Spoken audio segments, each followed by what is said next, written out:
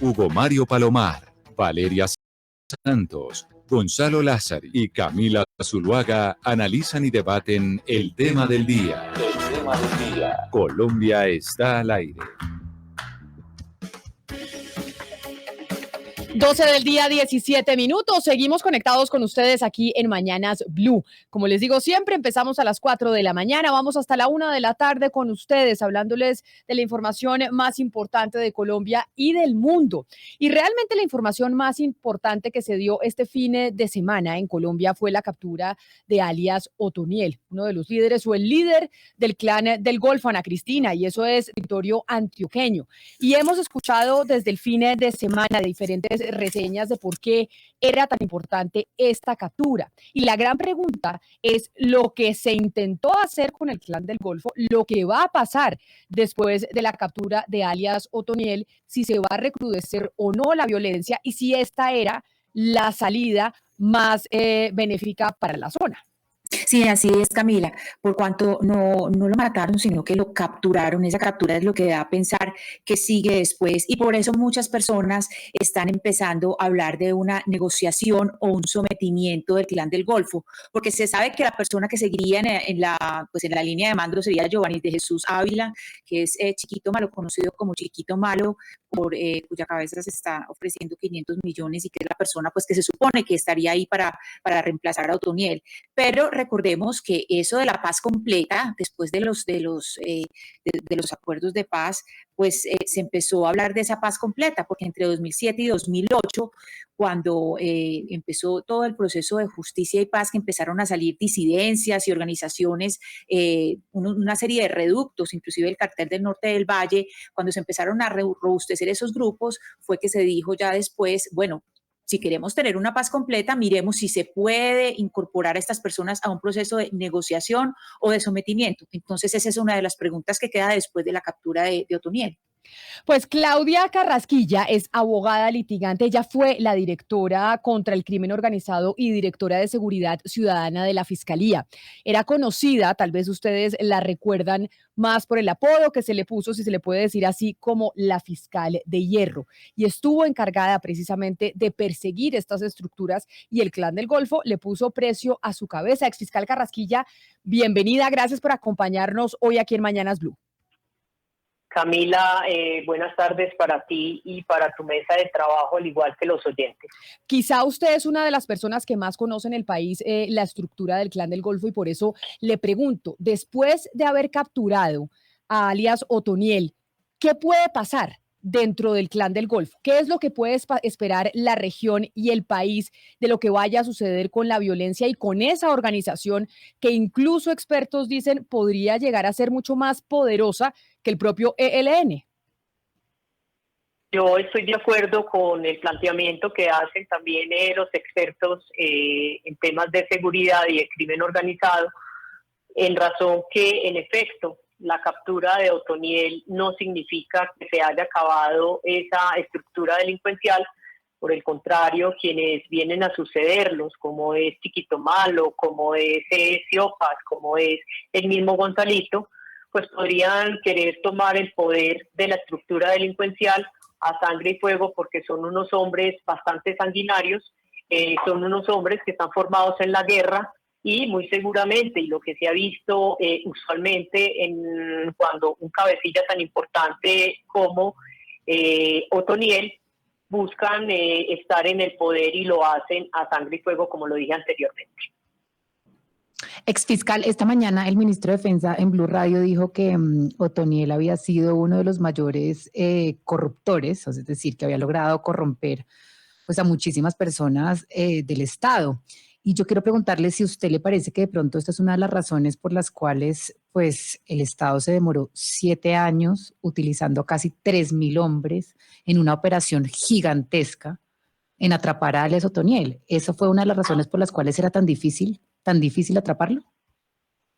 Es una de las razones, y realmente la cooptación de Estado por parte de la organización delincuencial fue evidente, y eso quedó establecido a través de los jueces que fueron capturados posteriormente que le otorgaron libertades, como el caso de Nini Johanna Usuga, y al igual que alias El Flaco y alias Muelas, como también pasó con alias El Soldado, al igual que un juez de Montería que también ordenó la libertad de otros integrantes del Clan del Golfo, como también hubo miembros de la fuerza pública que también fueron vinculados a esta organización delincuencial, perdón, y esto es cooptación de Estado, y esto hizo más difícil, en verdad, la captura de alias Otoniel, pero también era toda esa estructura de seguridad que él tenía. Ya ampliamente lo han dicho los generales del ejército, el general Vargas, frente a esos anillos de seguridad que él tenía, y precisamente sobre eso ellos venían trabajando, y eso logró que el día de ayer fuera tan exitosa la operación y pudiese culminar finalmente con la captura de alias Otoniel. Exfiscal, usted que conoce cómo funciona esta organización del Clan del Golfo, como siempre existe el debate sobre la mesa de si se debe dar o no la extradición de alias Otoniel. Sectores políticos, unos dicen que sí, otros que no, que se tiene que conocer cuáles son las verdades de los crímenes que cometió esa organización criminal. Yo le pregunto a usted, que hizo parte de la fiscalía, que estuvo ahí detrás de esas estructuras persiguiéndolas, ¿es necesario y se debe extraditar y no caer en el debate de si se debe autorizar o no la ida de alias Otoniel a Estados Unidos? Yo pienso que sí debe ser extraditado, porque lastimosamente nuestro sistema penitenciario es paquidérmico, es un sistema que no permite la verdadera sometimiento de estas personas a estas medidas de aseguramiento o a estas penas, y esto queda muy claro, repitiendo que en efecto alias La Negra, alias El Flaco y alias Muelas se fugaron en el 2014 de la cárcel del Pedregal, al igual que sucedió con alias El Soldado, Blanca Zenobia, quien también era la esposa de Otoniel, pese a que se le impuso una medida de aseguramiento y el juez autorizó que la misma fuera en la cárcel de Jamundí. Ella al poco tiempo obtuvo la libertad, porque para mí es la domiciliaria, y me criticarán los abogados, es una libertad. Ella tenía todo un emporio al lado de ella, al igual que lo tenía Nini Johanna. Entonces yo pienso que si ellas, que no tenían tanto poder dentro de la estructura y tanto poder corruptor, así pudieron obtener esos beneficios, ¿cómo sería Otoniel estando en una cárcel en Colombia? Además, pero la fiscalía. Señora. Cuando el presidente Iván Duque dice es que lo vamos a extraditar y nos vamos a asegurar de que vuelva a Colombia a responderle a las víctimas, ¿usted cree que esto sí es posible? Porque es cuando uno mira la acusación o uno de los indictments que tiene pues el señor Otoniel en Estados Unidos, dice que la pena puede ser cadena perpetua. Es decir, el señor se puede quedar allá para siempre, y aquí las víctimas, sobre todo víctimas de violencia sexual, víctimas de trata de personas, familiares de líderes sociales, pues se van a quedar sin reparación y sin verdad. Pues yo pienso que lo que podrían hacer, sobre todo en el tema de escucharlo a él frente a la manifestación que tiene para esas víctimas de delitos sexuales, para esas víctimas, de desplazamiento forzado, para esas víctimas de homicidio, de líderes, de miembros de la fuerza pública, pues a él se le podría escuchar en interrogatorio, que quedaran de una vez definidas sus manifestaciones a través de interrogatorios mientras se ejecuta ese procedimiento para su extradición, y que en verdad se cumpla con ese principio de verdad, justicia y reparación, extraditarlo, y con posterioridad no creo que haya una cadena perpetua en los Estados Unidos, porque él iría por el tema de narcotráfico, pero una vez cumpla su pena en Colombia pueda ser reenviado nuevamente al país, y aquí pueda hacer frente a todos los procesos que tiene en Colombia, que tengo entendido son aproximadamente 122 órdenes de captura por diferentes delitos. Exfiscal, le voy a pedir que escuche esta historia conmigo, porque frente a lo que le pregunta mi compañera Valeria sobre los crímenes que tiene que también esclarecer el señor Otoniel por parte del Clan del Golfo en Colombia, pues son múltiples, pero esta organización, y especialmente alias Otoniel, se ensañaba con las mujeres, y nos acompaña a esta hora en línea Andrea. que es una de las víctimas del Clan del Golfo, que nos puede contar. Andrea, yo le agradezco enormemente que esté con nosotros hoy conectada aquí en Mañanas Blue. ¿Cómo es el accionar del Clan del Golfo frente a la mujer? ¿Y por qué se ensañan principalmente con el cuerpo de la misma? Bienvenida y gracias por estar acá. Buenas tardes y buenas noches acá en Europa.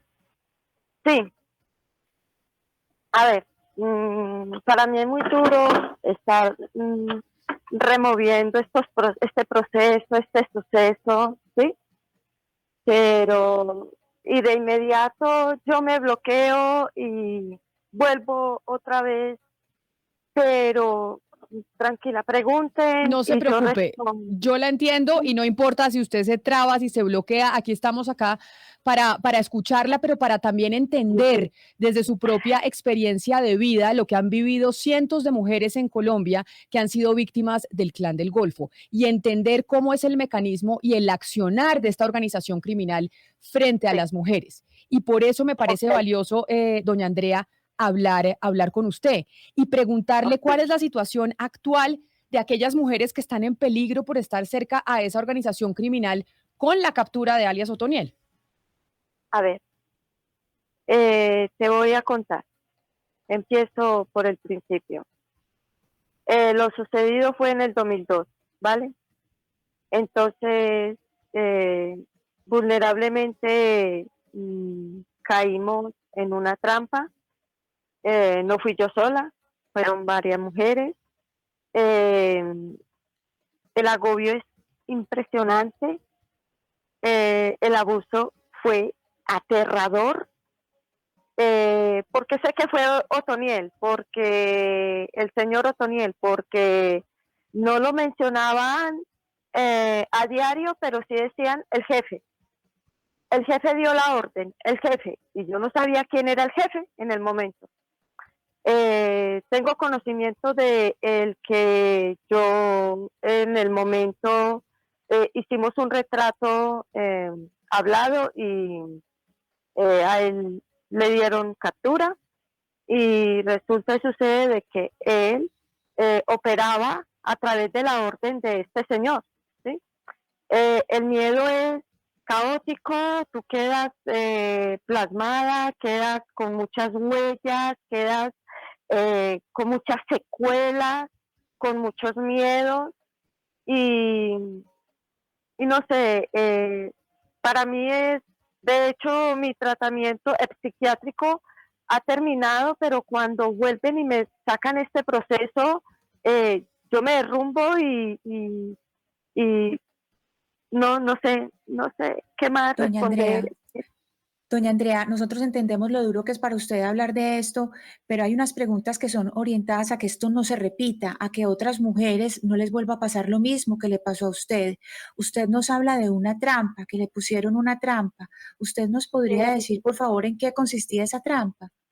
La trampa consistió en que yo estaba en un punto, ¿sí? Estaba haciendo una fila para una documentación, no puedo decir en qué punto, por seguridad, y entonces una señora nos ofreció empleo a mí y a 3 chicas más, a 2 chicas más, y entonces nosotras vimos la oportunidad de emplearnos y resulta y sucede de que fuimos engañadas y fue muy duro porque nosotras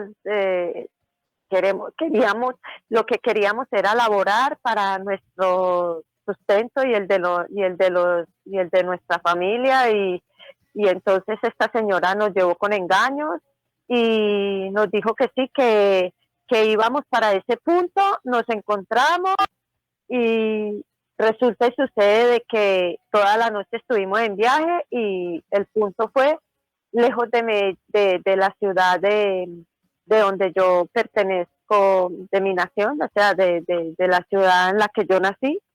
Y cuando llegamos, lo que yo vi fue puros militares y yo dije, no, son del ejército y no eran del ejército. ¿Qué es lo que a qué llego yo? A que por por tener nosotras las mujeres, por tener situación laboral, ser tan vulnerables, ahí es donde aprovechan y nos llevan con engaños. Y esta señora, no sé si está o no está, si vive o no vive, nos engañó y nos vendió. Señora Porque Andrea, nosotras vimos cuando pagaron por nosotras vimos, y de hecho por yo reclamar y por yo enfrentarme, sí, porque las dos mujeres eran más menores que yo y eso fue muy triste, muy duro para mí y también fui agredida físicamente. señora Andrea, ese lugar a donde ustedes la llevaron, usted nos dice que le ofrecieron un empleo. ¿Qué tipo de empleo le ofrecieron? Y ese lugar, ¿qué tan lejos era? ¿Qué tan lejos era de donde ustedes tenían que ir? Es decir, ¿no tuvieron que ir a un aeropuerto? ¿Iban por No, bus? no, íbamos en autobús. A ver, nosotros nos encontramos a eso de las 7 de la noche y el autobús salía a las 8 de la noche, ¿sí? Y llegamos, no sé si pueda decir Chigoró, Antioquia, ¿sí? A Urabá. Entonces nos dijeron que íbamos a ir a cocinar a los trabajadores, ¿sí? Entonces en ese momento yo me encontraba vulnerable, ¿sí? Con mis hijos, ¿sí? Y entonces yo acepté y las otras dos chicas también aceptaron, claro. Pero Cuando nosotras y cuando ustedes llegan, doña Andrea, ustedes les dicen, las engañan, les dicen, las vamos a contratar como cocineras para que vengan y cocinen para esta gente. Y cuando no, llegan y dicen que las han vendido ¿para qué? ¿Para que las exploten no. sexualmente o para qué? Ahí era donde yo iba a llegar. Resulta y sucede de que cuando nosotros llegamos a las 11 de la mañana del día siguiente, ¿sí? Nos recogió un jeep y nos entró por todo Barranquillita, hacia adentro, ¿sí? Y yo investigando ya, Barranquillita queda cerca como de Chocó, por ahí, y entonces nosotros llegamos y yo vi muchos hombres y yo dije, ay, el ejército, claro, porque tenían su uniforme, pero cuando yo miraba la tela y yo miraba, no, pero es que y yo quedé como con la duda, cuando yo le dije, señora Claudia, es tan amable y me puede decir cuál es el trabajo de nosotros, nos presenta el jefe. Cuando salió el señor que está en la cárcel, el hombre que está en la cárcel, y entonces yo le dije, ¿y cuál es el trabajo que nos toca hacer a nosotros? Porque nosotras debemos de regresar ahora para traer nuestras familias para vivir acá, porque como vamos a trabajar acá, recuerda que usted nos dijo que podíamos traer nuestras familias, y dijo, sí, yo recuerdo, pero ya les voy a presentar el jefe. Entonces ahí fue donde me di cuenta que era carepalo, porque le dijo, hey jefe, carepalo, y le dijo, no me llames así, mucho menos delante de desconocidos, ¿sí? Delante de la gente. Cuando cuando yo miré, él dijo así, entonces ahí fue donde mi mente empezó como un computador a grabar todo. Entonces yo le dije, sí, es tan amable y nos puede indicar qué es lo que nos toca hacer a nosotras. Ahí fue cuando nos dijo, ¿no les has dicho a qué vinieron? Entonces le dijo, no, yo necesito mi dinero. Mire, estas son dos niñas, yo tenía 40 años. Y le dijo, y esta tiene 40 años, pero mire, está muy bien. Entonces la miré y lo miré y dijo, no les han dicho qué es lo que van a venir a hacer. Pues van a venir a complacer mis hombres. Entonces yo empecé a temblar, ¿sí? Y yo me iba a derrumbar y como las niñas con las que yo estaba eran menores que yo tenía que ser fuerte para poder ayudar a esas niñas. Cuando él dijo, y yo le dije, ¿y para trabajarle a sus hombres en qué? Pues nos dijeron que para cocinarles, dijo, miren para allá esos cambuches. Y yo miré, ahí es donde me van a trabajar y van a atender a mis hombres. Él nos vendía y él le cobraba al batallón, al pelotón o como lo quieran llamar, por nosotras. Y ahí fue cuando durante esos 40 días yo escuchaba el nombre de Otoniel. Doña Andrea, ¿y Entonces, cuántas mujeres usted conoció que fueron vendidas igual que ustedes tres que llegaron ese día? ¿O usted sí, en el cambuche en el que estuvo eran solo las tres? ¿O había más mujeres que estaban siendo explotadas sexualmente como usted? éramos solamente nosotras tres, pero más adentro tenían niñas, y decían, no, las niñas no las traigan para acá. Niñas, y de hecho, cuando la fuga, nos dimos cuenta que las niñas tenían 14, 13, 15 años y habían hasta mujeres de 18 años. Mujeres de 25, 30 años, a ellos no les importa la edad. Lo que les importa es el dinero. Y por ¿Sí? eso, por esto que usted nos está narrando, doña Andrea, por esta historia tenebrosa que vivió usted y que seguramente vivieron muchas mujeres en el departamento de Antioquia, en el departamento de Chocó, en donde tenía influencia el clan del Golfo, es que pues hay tantos interrogantes sobre qué es lo que se debe hacer con estas organizaciones y con la cantidad de delitos que cometieron en contra de la población colombiana, es que a mí me llamó la atención y quiero aprovechar para saludar al senador del Polo Democrático, Iván Cepeda.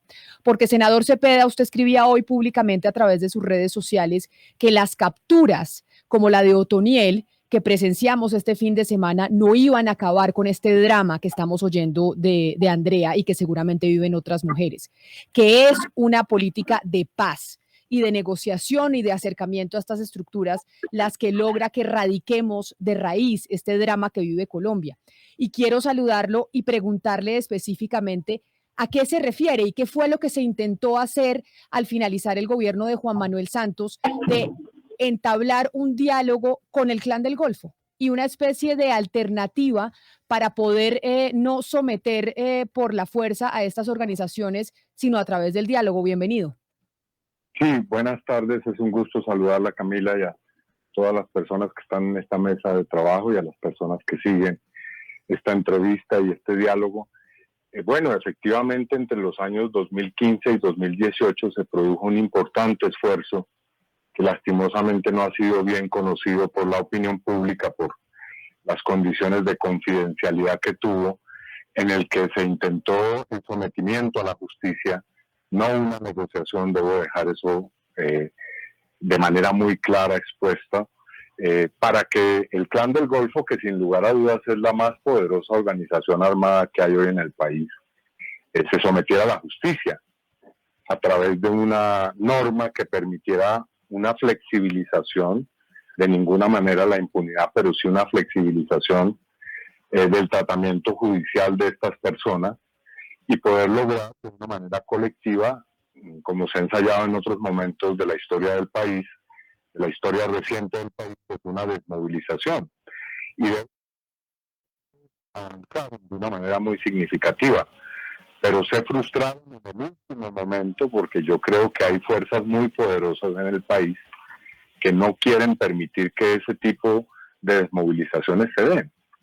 Y por una muy sencilla, muy claro, el señor Dayo Antonio Úsuga, alias Otoniel, como otras personas de su entorno, han atravesado por una larga historia de desmovilizaciones fallidas. Hay que recordar que él hizo parte del EPL, que fue una guerrilla que surgió en el país, en unas zonas rurales, especialmente de la costa atlántica.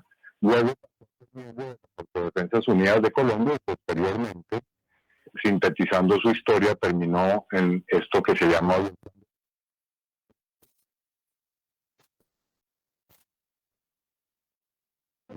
Discúlpeme, yo lo interrumpo en su narración, pero es que me parece importante aclarar lo que usted dice, que el Clan del Golfo hoy en Colombia es la organización armada más importante e influyente de Colombia. Estamos hablando que esta organización, a quien se le acaba de capturar a su líder alias Otoniel, es incluso más poderosa que el Ejército de Liberación Nacional, que el ELN, y estamos ante la estructura armada más grande de Colombia. Yo creo que obviamente pues el ELN también es una organización armada no solamente poderosa, sino que tiene una larguísima historia, mucho más extensa que la del Clan del Golfo, pero el Clan del Golfo entonces una muy sólida estructura que tiene, y esta es la preocupación que expreso, múltiples cabezas. Me parece ingenuo o demagógico decir que con la captura del señor alias Otoniel se va a acabar el Clan del Golfo. De ninguna manera. Lo que nosotros supimos en ese proceso que se llevó durante 3 años bajo el gobierno del presidente o expresidente Juan Manuel Santos es que el Clan del Golfo tiene una presencia territorial y un control territorial muy significativo en la costa pacífica.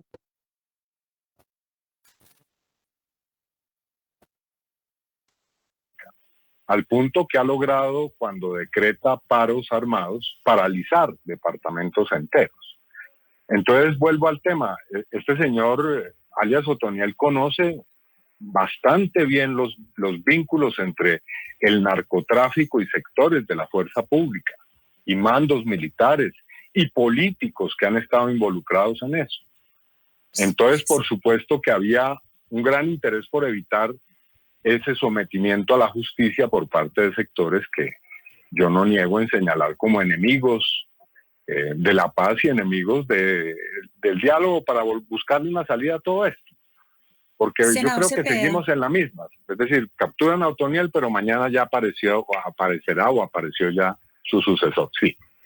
Sí, senador Cepeda, es claro lo que usted dice, y claro, entrar en un proceso traería beneficios como la verdad y la reparación de víctimas, pero entonces uno se pregunta por los procesos, si sería un proceso de negociación o un proceso de sometimiento, y mi pregunta va inclinada más como hacia si es una negociación, eso no sería de alguna manera acabar con el delito político, porque si otras personas han entrado en negociación por delito político, sería reconocerles a estas personas del Clan del Golfo, por ejemplo, pues la calidad de delincuentes políticos. Sí, aunque yo he sido muy claro en eso y quiero reiterarlo, le agradezco para poder dejarlo muy claramente establecido. De ninguna manera se trató de una negociación política, sino de simplemente dialogar en torno a través de qué mecanismo judicial se iban a someter a la justicia. Obviamente a través de unos beneficios, como es propio de ese tipo de mecanismos, no de justicia transicional ni de justicia restaurativa, que es lo que estamos viendo con la JEP, sino de una ley penal que fuera, que tuviera unos principios como el de oportunidad de manera colectiva para lograr el desmantelamiento de la organización. Y quiero decir que ese proceso avanzó al punto en que en julio del año 2018 se aprobó efectivamente esa ley, la ley 1908, pero repito, porque había fuerzas muy interesadas en obstruir ese proceso, esa ley quedó, a mi modo de ver, muy mal hecha. Es decir, fue una ley que incluso era más exigente y más draconiana que el propio Código Penal vigente. Entonces, por supuesto, pero eso senador, obstruyó de manera muy difícil el asunto para que se lograra desmovilizar una parte del Plan del Golfo. Sí, pero mire, senador Cepeda, hay varias cosas que sería bueno precisar. Primero, usted dice que se trataba de un sometimiento y no de un diálogo, de una conversación para la desmovilización. De una negociación, perdóneme, sí. Esto es importante. Una cosa es dialogar, otra cosa es negociar. Era un diálogo, no una negociación. Lo que hubo fue un sometimiento, lo que se buscaba era un sometimiento. Usted, senador Cepeda, recibió el mandato ¿de quién?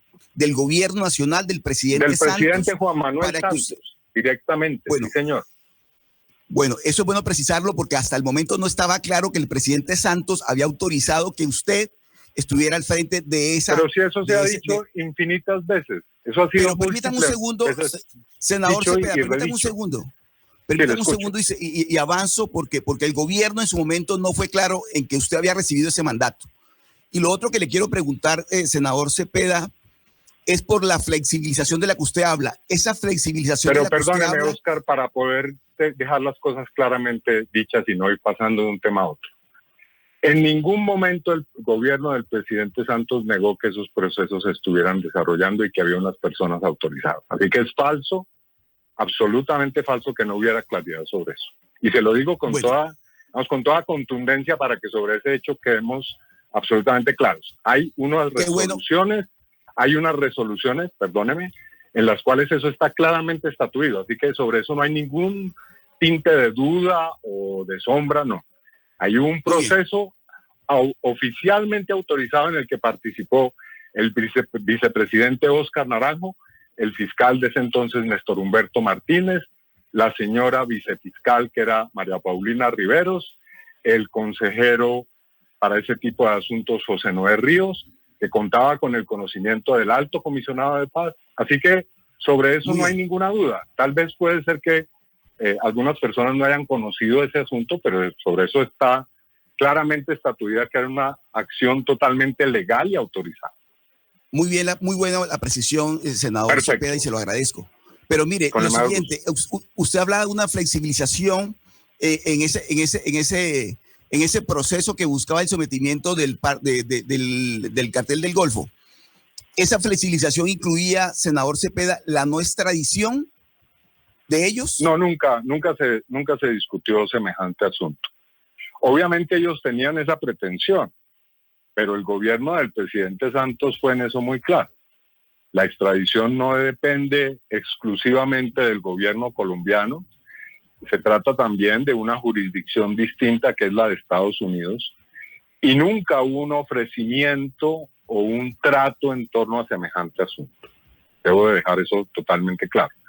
Y tan es así que si usted revisa la ley 1908, no incluye ningún tipo de artículo o de disposición que tenga que ver con ese asunto.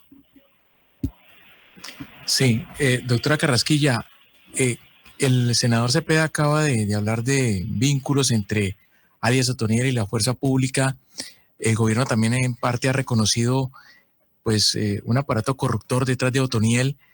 ¿Usted qué conocía en su momento sobre cómo operaba este delincuente y cómo se infiltraba a través de su poder corruptor de seguridad del Estado? ¿De qué forma lo hacía?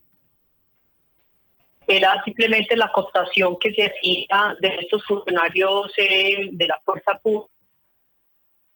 Doctora Carrasquilla. Doctora Carrasquilla, se nos fue la comunicación. Ahí perdimos la comunicación con la doctora Carrasquilla, pero ella en cierta medida había hablado de cómo sí hubo esa cercanía y lo que usted decía, senador Cepeda, de alias Otoniel y el Clan del Golfo con la fuerza pública y con personas de la institucionalidad.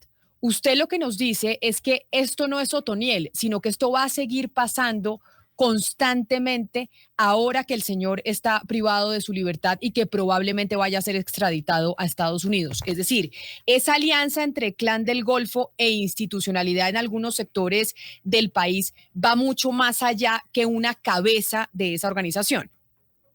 Por supuesto, es decir, es impensable que una organización como el Clan del Golfo, que tiene control territorial en muchas partes del país, pueda realizar su actividad si no es con el auspicio y con la solidaridad y la colaboración, no solamente de algunos miembros de bajo rango, suboficiales o integrantes de la fuerza pública, sino con gente del alto mando militar. Yo creo que eso debe ser totalmente claro. Es decir, no es posible que haya una organización que tiene un puerto clandestino, que no es tan clandestino, que se sabe dónde está incluso, por el cual se extrae y se lleva al mercado internacional la cocaína, sino es porque hay miembros de la fuerza pública en zonas que están intensamente militarizadas, que están colaborando con esa organización. Eso es impensable. Claro. ¿Y con la clase política, senador Cepeda, también tenía relación alias Otoniel? ¿Usted cree que como otro narcotraficante yo no podría hacer aseveraciones tajantes sobre eso, pero yo creo que sí. Es decir, toda la evidencia que se logró tener en ese proceso, porque ese proceso tuvo varios momentos. En un primer momento, el señor fiscal Néstor Humberto Martínez recibió un informe detallado de la estructura, la jerarquía, la naturaleza y el tipo de conexiones que tenía el Clan del Golfo como parte de ese proceso de sometimiento. Es decir, un primer momento de esos diálogos tuvieron que ver con una exigencia que hizo el fiscal y el gobierno de que estas personas entregaran información sustancial sobre su organización, como digamos una condición de confianza para poder llegar a otros niveles, como era la posibilidad de una norma que pudiera lograr y garantizar precisamente el sometimiento a la justicia. Y yo creo que justamente esta cooptación de la que estamos hablando por parte del Clan del Golfo al Estado es lo que hizo que este fin de semana pues muchas personas se preguntaran ¿y por qué el señor Otoniel sonriendo en las fotos? ¿Y por qué pues estas personas de las fuerzas militares tomándose selfies como si fuera un trofeo, ¿no? Y yo por eso le quiero preguntar, Andrea, ¿usted qué sintió? ¿Usted qué sintió cuando vio esta foto del señor Otoniel como burlándose, como sonriendo, y pues los integrantes de la fuerza pública también sonriendo con él y tomándose estos selfies? Yo quiero preguntarle a usted qué sintió y qué sentiría usted si Otoniel es extraditado y pues no responde en Colombia por sus crímenes. Fíjate que de muchas personas, incluyendo la mía, ¿sí? Uno mira el ejército del país de uno y uno lo mira y uno dice, ¿qué es esto? ¿Qué es esto? ¿No tienen hermanas? ¿No tienen mamá? ¿No tienen hermanas? Si hubiera sido la mamá o la hermana de alguno de los que se está riendo y tomando una foto como si fuera un famoso, como si fuera un actor, ¿ah? Un trofeo, ¿sí? Y uno dice, ¿qué es lo que pasa? ¿Qué es lo que pasa en Colombia? ¿Ah? Yo no puedo estar en mi país. Yo soy profesional en mi país y no puedo ejercer mi carrera. ¿Y gracias a quién? Gracias a Otoniel. Y para complementar, muestran el trofeo. Y para complementar, no puedo ejercer mi carrera, no puedo estar con los míos. Y entonces el señor Otoniel se lo llevan muy tranquilo para Estados Unidos y ya Estados Unidos no lo regresa porque ya lo sacan y ya no, nosotras las víctimas, las que sufrimos, las que ese clan atropelló tan vilmente, ¿sí? Porque lo mío sí fue más fuerte, sí, lo puedo decir. Por eso es que a mí me tienen con psiquiatra, con psicólogo, hasta con medicación, porque por no dejar que le hicieran daño a una niña, yo hágamelo a mí, porque en ese momento tenía 40 años. Entonces, un revólver 38, hagamos fiestas con el cuerpo de Andrea, y entonces cogen muy campante. Entonces, ¿dónde quedan las víctimas? ¿Por qué nos vulneran de esa manera? ¿Por qué vulneran nuestros derechos? Él tiene que pagar en Colombia, no es en Estados Unidos. Él es colombiano y él tiene que pagar ahí. Pero ¿cómo es que es esto, Dios mío? ¿Ah? Y yo veo estos soldados y yo digo, ¿qué le pasa? ¿Qué le pasa a mi país? ¿No tienen mamá, no tienen hermanas? Pues doña... Si no fuera por Anne Frank, estuviera muerta. Si no fuera por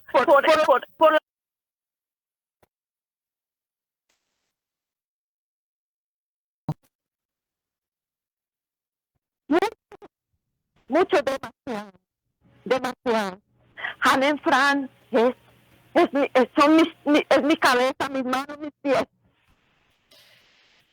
Pues doña Andrea, yo le agradezco mucho su valentía de aceptar esta entrevista, sobre todo el día de hoy, porque sabemos que para usted es revivir ese drama que experimentó como víctima del Clan del Golfo, del que era líder alias Otoniel.